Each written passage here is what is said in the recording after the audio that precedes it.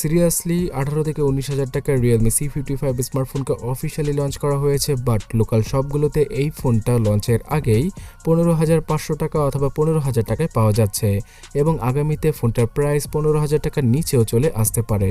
তো এমনটা হওয়ার কারণ কি? আসলে লোকাল শপগুলোতে অনেকটাই ইন্ডিয়ান ভেরিয়েন্টের স্মার্টফোনগুলো পাওয়া যাচ্ছে, মানে অফিসিয়াল নয় আনঅফিসিয়াল ফোনগুলো পাওয়া যাচ্ছে, যার 6128GB ভেরিয়েন্টের জন্য 15 থেকে 15,500 টাকা খরচ করতে হবে আপনাদের।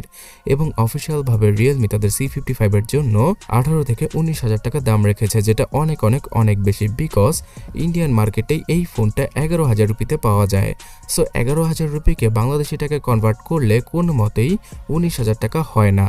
কিন্তু রিয়েলমি বাংলাদেশ ফাঁকা মাঠে গোল দেওয়ার জন্য এই কাজটি করেছে, বিকজ রিয়েলমি C55 এর যে স্পেসিফিকেশন সেই অনুযায়ী ভিভো, ওপ্পো অথবা অন্য কোনো ব্র্যান্ডের ভালো কোনো স্মার্টফোন বর্তমানে 20,000 টাকার নিচে নেই। সো এই কারণে রিয়েলমি C55 স্মার্টফোনের প্রাইস বাংলাদেশে এত বেশি। আর অফলাইনে যেহেতু এই ফোনটাকে সেল করবে রিয়েলমি, তাই অফলাইনের জন্য কিছুটা বেশি প্রাইস রেখেই সেল করে তারা। পরবর্তীতে বিভিন্ন গিফট অথবা ডিসকাউন্টের মাধ্যমে এই ফোনটার প্রাইস আরও কিছুটা কমিয়ে আনে তারা। সো আপনারা ইন্ডিয়ান ভেরিয়েন্টের রিয়েলমি C55কে কিনবেন?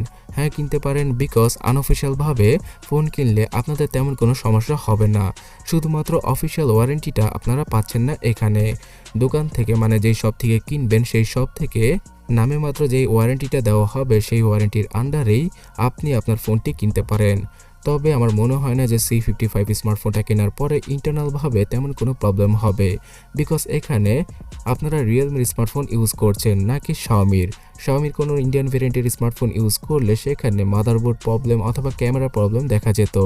বাট C55 স্মার্টফোনটাতে আইফোনের মতো ডাইনামিক আইল্যান্ডের ফিচার রয়েছে, যদিও কিনা এই ফিচারটা একদম নতুন আর টুকটাক কিছু কাজে ইউজ করা যাবে এইরকম একটা ফিচার, যাকে কিনা রিয়েলমি মিনি ক্যাপসুল নাম দিয়েছে।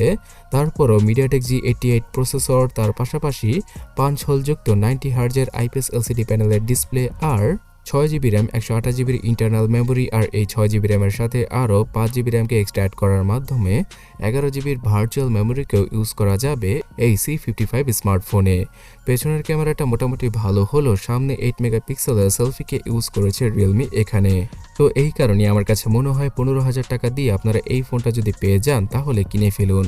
অফিসিয়ালভাবে 19,000 টাকা দিয়ে এইরকম একটা স্মার্টফোন কেনার কোনো দরকারই নেই, বিকজ এই প্রাইসে মানে 15 থেকে 20,000 টাকায় রিয়েলমি সহ শাওমি, ইনফিনিক্সের আরও ভালো ভালো অপশন রয়েছে।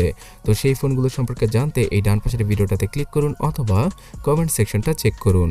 ইনফ্যাক্ট আপনারা রিয়েলমি নার্জো 50 ফোনটাকে 18-19,000 টাকায় পেয়ে যাবেন, যেটা কিনা এই রিয়েলমি C55 থেকে আরও কিছুটা বেটার এবং ভালো।